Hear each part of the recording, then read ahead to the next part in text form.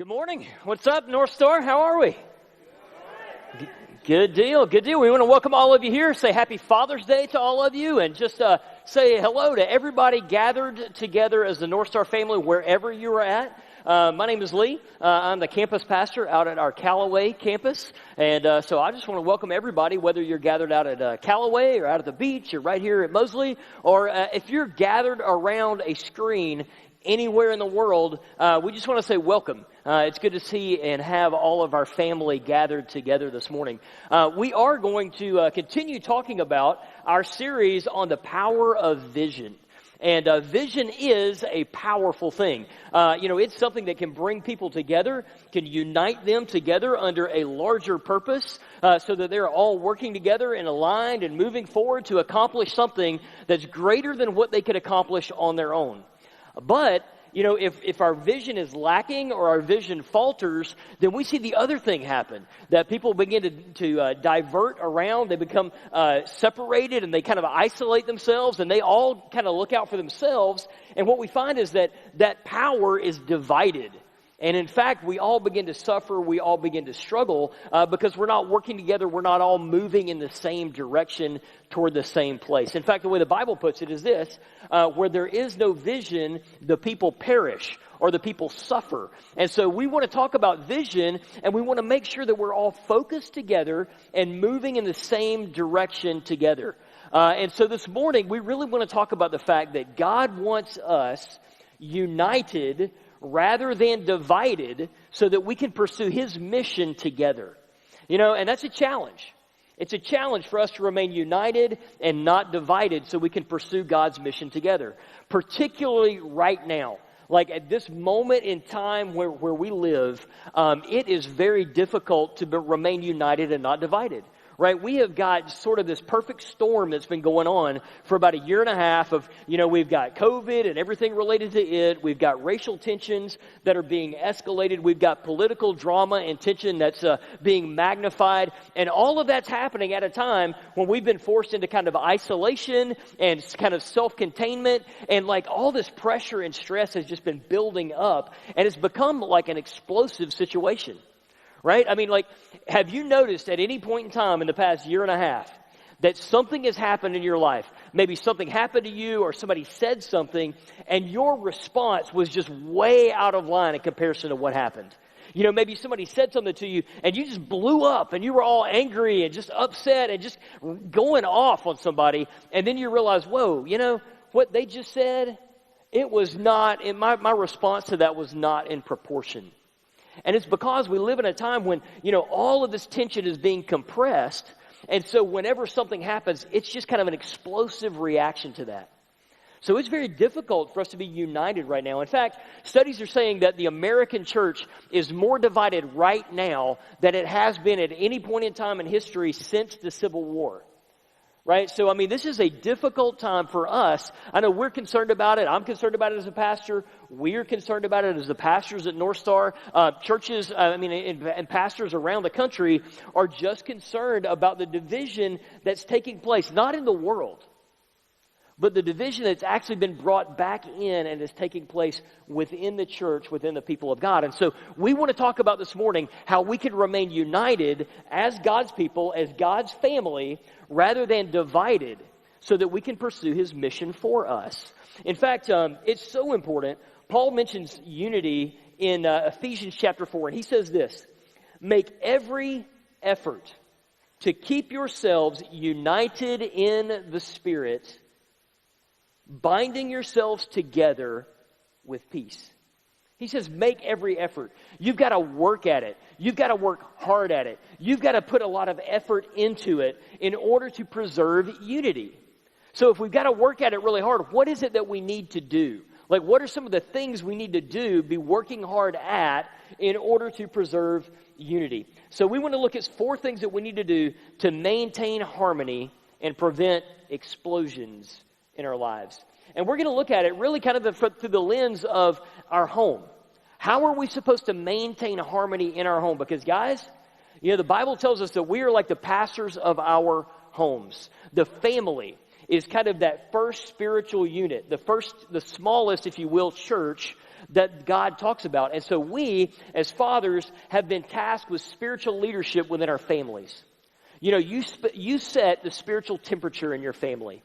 You cast the spiritual direction for your family. And so we want to talk about how do we maintain harmony in our homes, but we're also going to see that these principles are going to apply not just to dads, but to moms, even to children. They're going to apply not just in our homes, but in even larger areas like our neighborhoods or our communities or, you know, things like that, or even at very much larger areas like our church or maybe our community at large, our city, our workplace, our school, whatever. We're going to see that we can apply these things to maintain harmony there as well. Okay, so let's talk about them. What are these 4 things that we can do to maintain harmony? The first one is this: reserve judgment until I know all the facts and the whole story. So how can I maintain harmony in my home? Well, first, reserve judgment until I know all of the facts and the whole story. In fact, Solomon, he was the wisest man to ever live. God actually supernaturally gave him wisdom, and he wrote a book called Proverbs. We're going to look at it a lot this morning. And in Proverbs chapter 3, it says this: preserve sound judgment and discernment. Do not let them out of your sight. So what Solomon says is this: make good decisions. Right? Preserve sound judgment. Hold on to it. Do whatever it takes to make good decisions. And the way that you make a good decision is first you get all the facts, or as many of the facts as you can. You don't just get one idea or one thought or one fact and you act on it. But instead you think about differing perspectives on that, right? You get the whole story. You don't just hear what one person has to say, but you listen to what others have to say about the same situation or get their perspective on the story, and then you can make a good decision. And so we want to make good decisions. We want to make good judgments. That's going to help us preserve harmony in our home. What we want to avoid is making snap judgments. Right? Have you ever done this? Have you ever had somebody who said something and then you just responded to it immediately without getting the whole story or gathering all the facts? Right? Like one time this happened at my house, just once, and that was, we're a dog family, so we have dogs. Okay, and we got one of our dogs now, Jewel.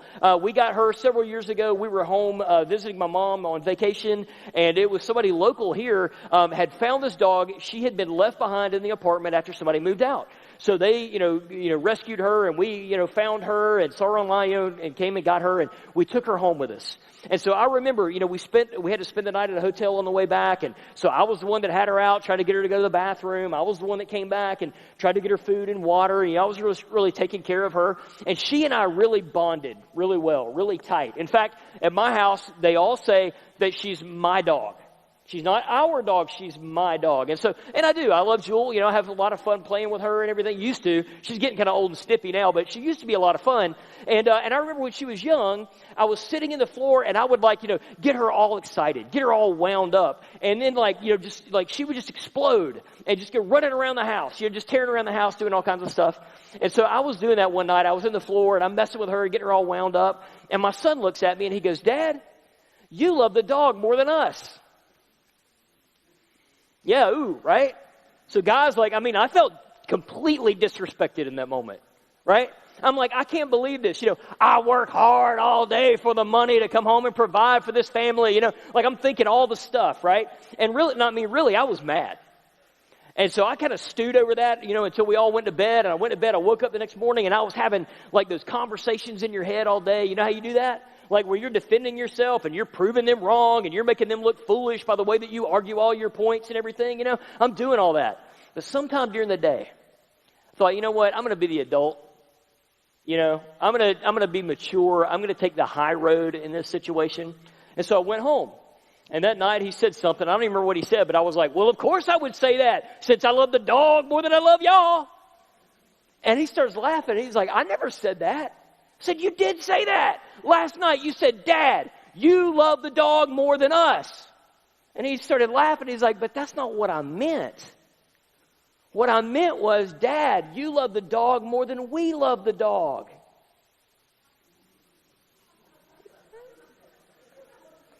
And I was like, well, that's kind of different. right? Like that's not exactly what I was thinking that you meant by those words, right? I didn't get the whole story before I made a snap decision or a snap judgment. So let's see what Solomon says about when we do stuff like that. Solomon says in Proverbs 18, spouting off before listening to the facts is both shameful and foolish. And I'm like, you know what? I looked foolish and I acted shamefully in that situation because I didn't stop to get the whole story.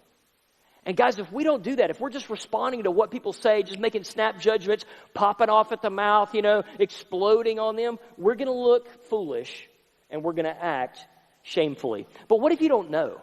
Like, what if you don't know? I mean, honestly, there's sometimes you can't get the full story. You can't get all the facts. You don't know what they really intended. You don't know what they really meant. Here's one thing that I have found is helpful, okay? So Paul talks about it in 1 Corinthians. He says this, therefore, don't judge anything before the appointed time. Wait until the Lord comes. Wait until Jesus comes back, right? When Jesus comes back, he will also bring to light what is hidden in the dark and reveal people's motives. So what he says is, if you don't know, trust judgment to Jesus. One day Jesus is going to judge that, and he's going to judge it correctly.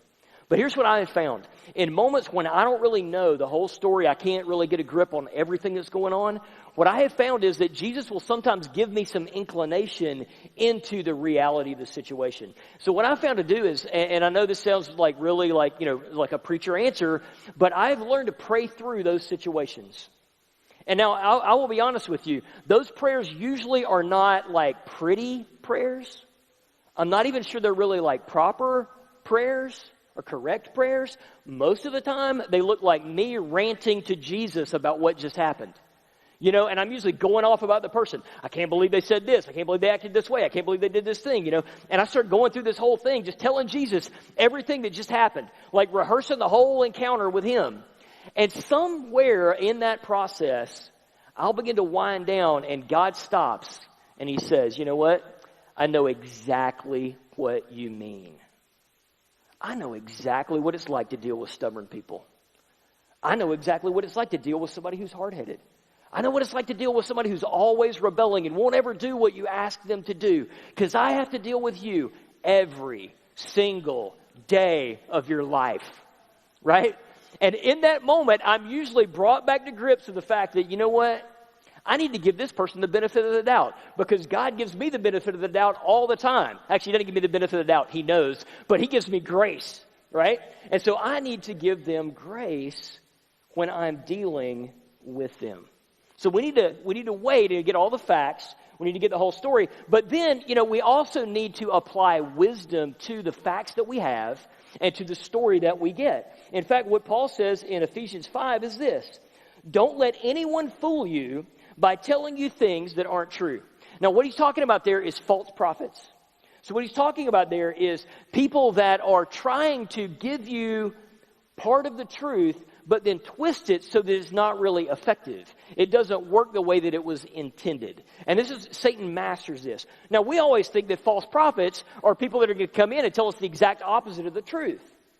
But that's not really the way that they work. The way that they work is they tell us enough of the truth to get us brought in and bought in, and then they twist it and they change it to make it, damaging or hurtful or harmful, right? And so here's what we got to, it's a danger for us today, guys, because when I talk about getting all the facts, right now we've got more access to information than we have ever had in history.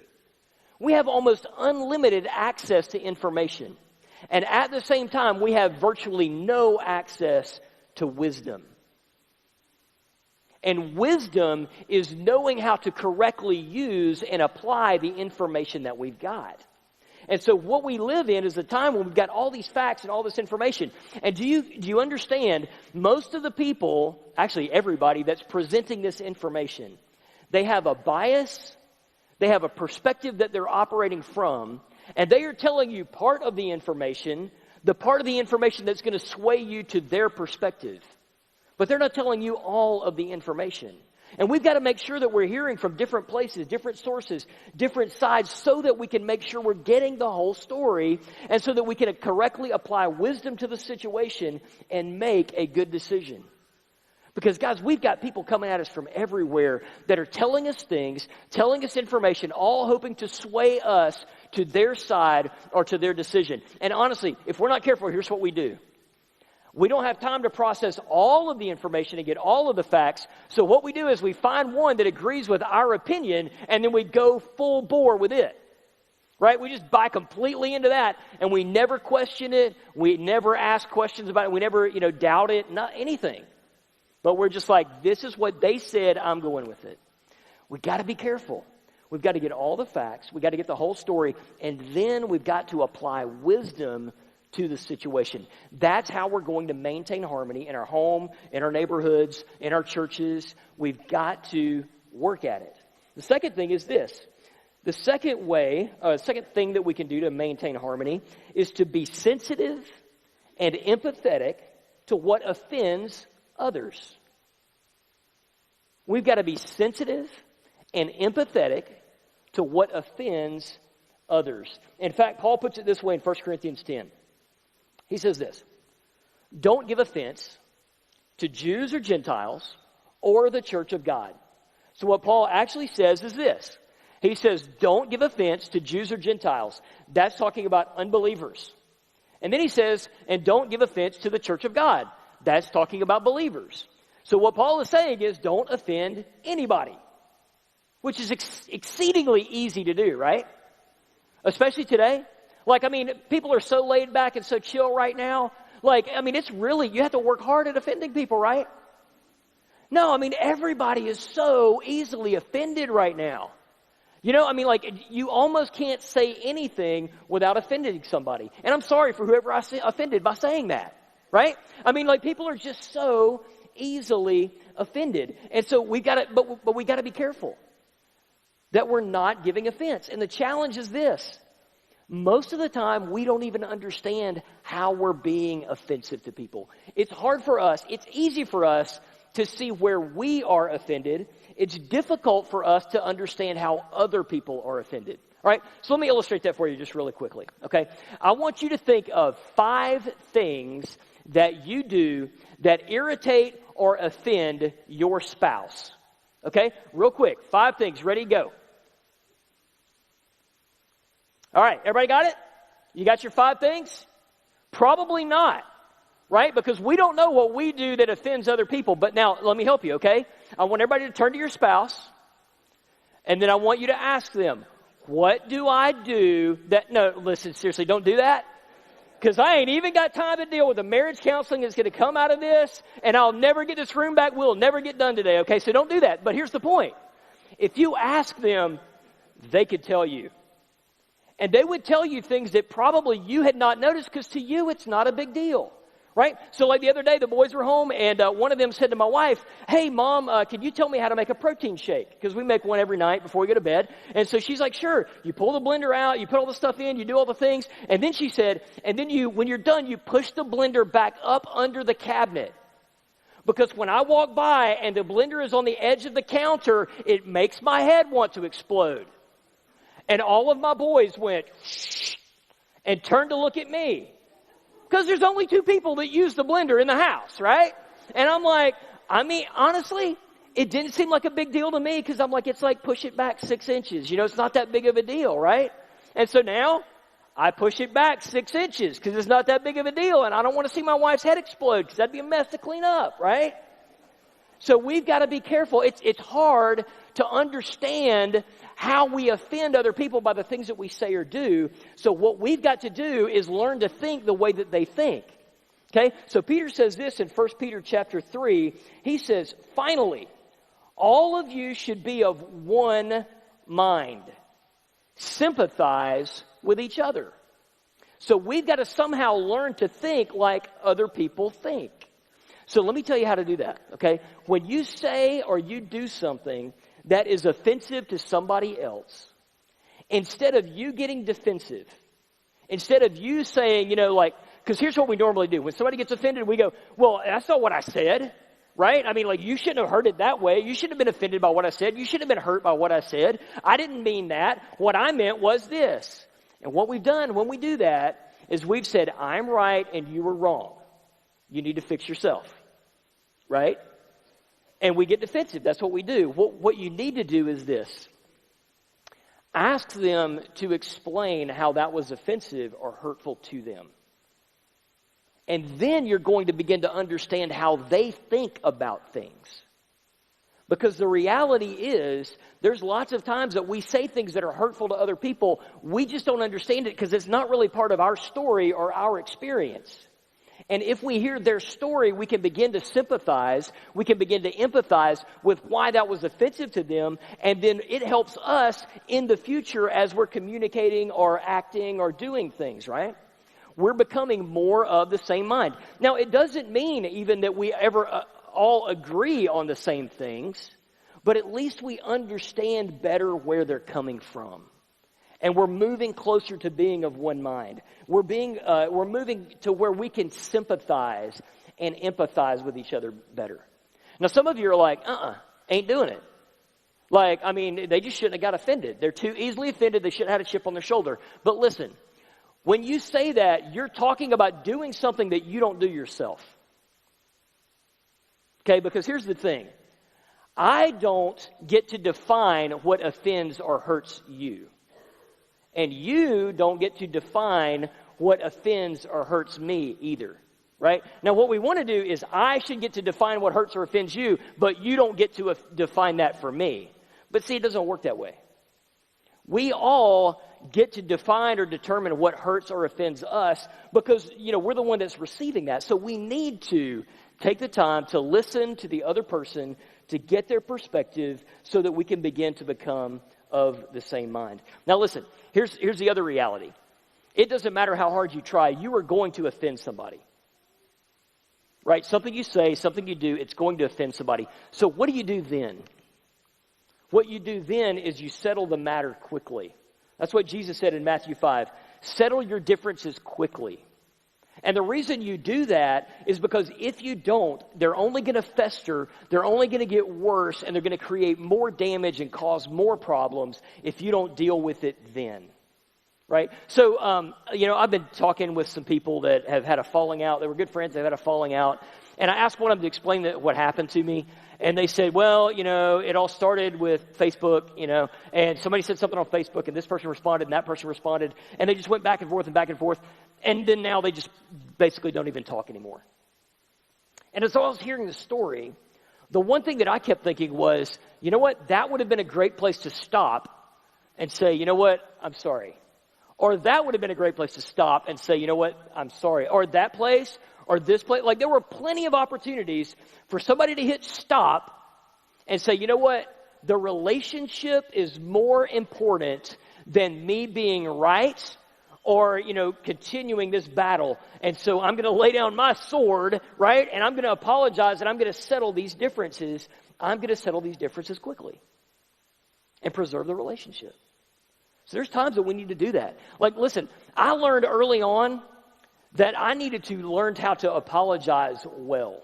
As a dad, I was continually jumping on my kids for things that I shouldn't have jumped on their case about, or saying it in a way that I shouldn't have said it, or doing something. And like I honestly say now that I've got, all of my kids have graduated high school, they're moving on, they're becoming, grown men. I go back now and I look and I say, you know what? My best parenting was not when I got it right. I could talk to them about situations where I got being a dad right, and they don't even remember it. But I could talk to them about a time when I got something wrong, and I came and I apologized, and I told them I was wrong. They didn't deserve to be treated like that, and I should have never done that. And they remember those moments. I know that they remember those moments because something started to happen in our relationship. We would have a moment where we would have tension and we'd have an argument, and they would come to me, and they would say, Dad, I'm sorry. I should have never talked to you like that. I should have never responded that way. And they began to do the same thing, right?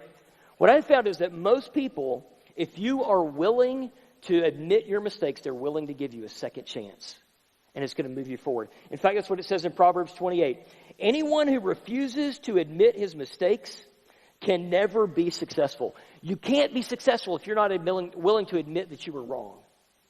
Because if you're not willing to admit that you're wrong, you're going to be doing it all by yourself. You're going to run everybody else off.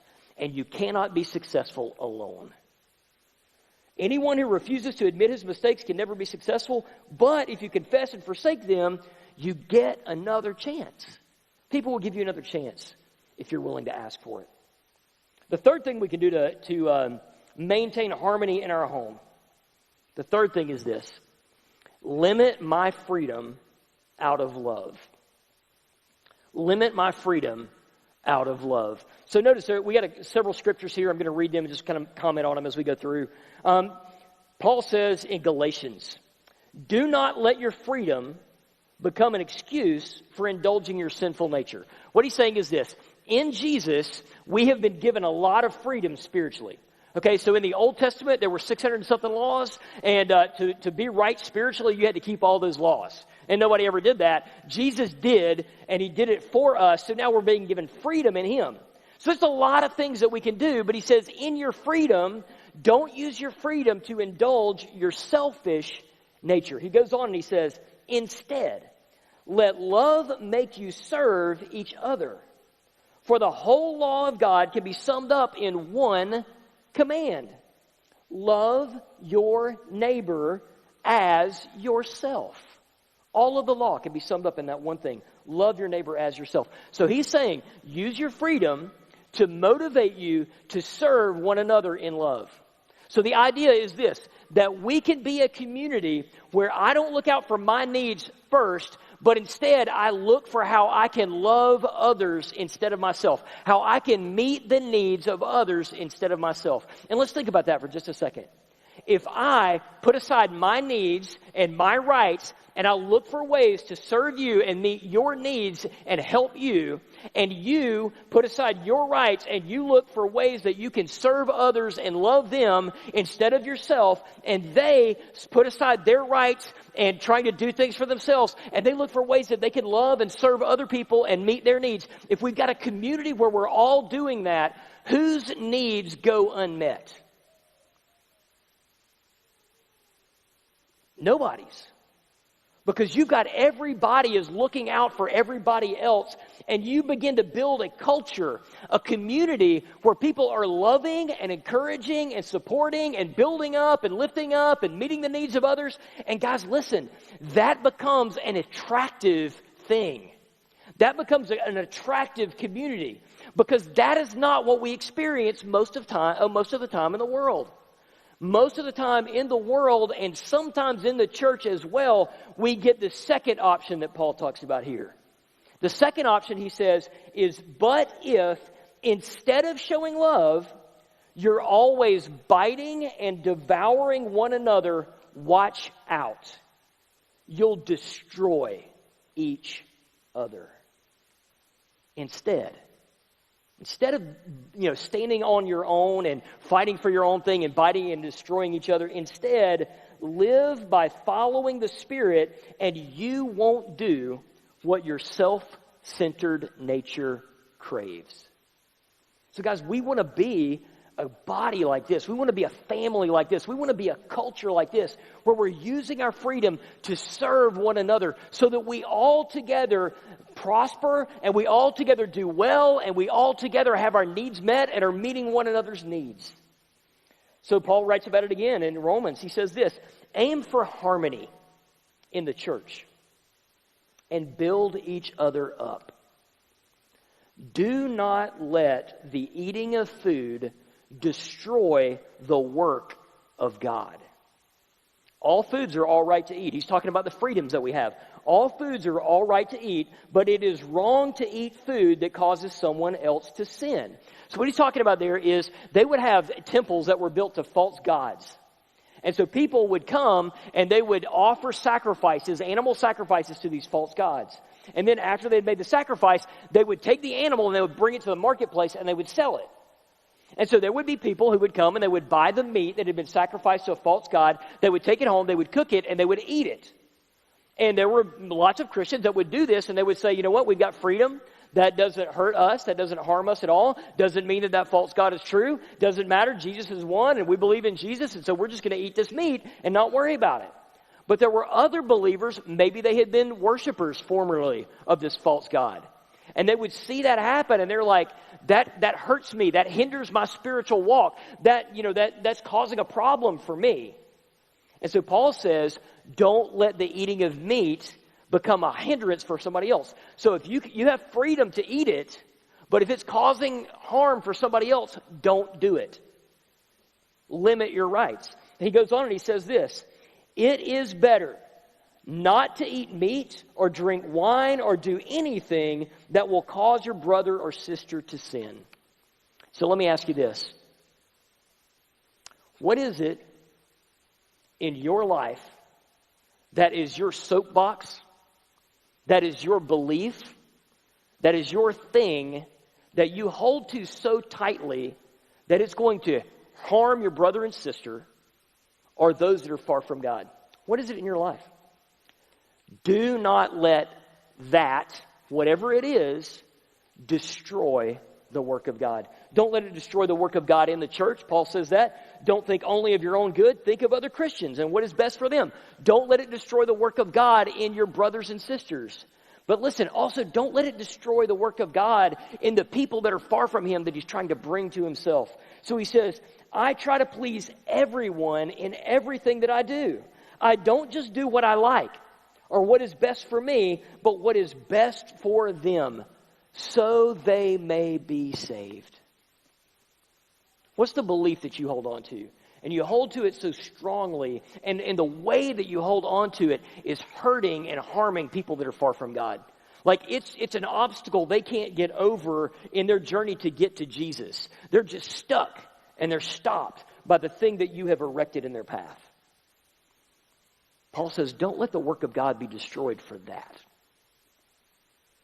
Die to that and let the work of God be carried out. The fourth thing that we can do to maintain harmony in our home is this. Always be humble and kind. Always be humble and kind. Really, this is kind of underneath all of the things that we've been talking about is humility. Because the problem that divides us the most is our pride.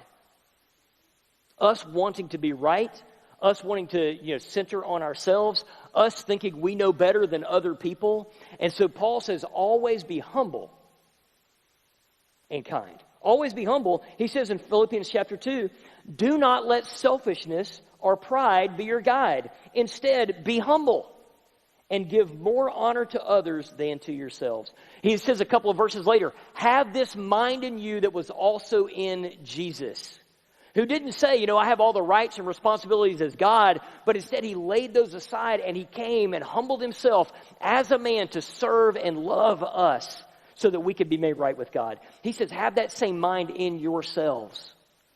So in humility, you can serve other people. And he says, not only be humble toward them, but also be kind toward them. So he says, Solomon says, do not let kindness and truth ever leave you. So what he's saying is, you can be kind and you can also tell the truth. Like you can be truthful with compassion and with kindness. And guys, let me tell you, I believe you can hold almost any opinion, any perspective that you want. And if you do so with humility and you do so with kindness, people are at least going to accept you. I'm not going to say that they're always going to agree with you. I'm not going to say that if you present your opinion with humility and kindness that they are going to believe whatever it is that you believe. But I am saying that you can hold whatever you want to hold, but if you do it with humility and kindness, that you can still have relationship with those people. You can still talk to those people. You can still associate with those people. You can maintain harmony with those people if you do so with humility and kindness. It's about your posture, the way that you present what you believe. And the way that you present what you believe is mostly going to be shaped by the words that you use. The things that you say to people, the things that you post on social media, Or maybe I should say the things that you comment on other people's posts on social media with, the words that you use, they are going to show up and they're going to demonstrate your posture. Notice what he says in James. James says this, a careless or wrongly placed word out of your mouth can destroy. By our speech, we can turn harmony to chaos, throw mud on a reputation, send the whole world up in smoke, and go up in smoke with it, smoke from the pit of hell. Like, we can completely destroy the work of God by the words that we use. I want you to think about it this way. This week, you're going to come into situations where there is a spark. Or you're going to come into situations where there is a flame. And when you do, you're going to have 2 buckets with you. And you're going to have a bucket of water. And the way that you respond to that spark or flame could be like dumping water on that flame and just put it out. Or you're going to have a bucket of gasoline. And you got the opportunity, when you encounter that flame, to pour the gasoline on it and cause a raging inferno that's going to destroy everything. And you get the opportunity to decide which bucket you want to use. So this is what I want to challenge you to make your goal this week. In your homes, in your neighborhoods, in your workplaces, wherever you go, this should be your goal. Do not let any harmful words come out of your mouths, but only what is helpful for building others up according to their needs, that it may benefit those who listen. Now listen, I know some of you are going to struggle with this. You know, we're just still like, I just want to tell them the way it is. But notice, Paul, when he's talking in Romans, and he's talking about the way God brought us to himself, he says this, Romans 2:4. Don't you see how wonderfully kind, tolerant, and patient God is with you? Does this mean nothing to you? Can't you see that his kindness is intended to turn you from your sin? See, guys, the way that God won us is not with anger and fury and wrath and harshness, but he did it with kindness. And the same kindness that we have received, he wants us to use to attract others to him as well. So let's let our words be marked with kindness, the kindness of Jesus this week.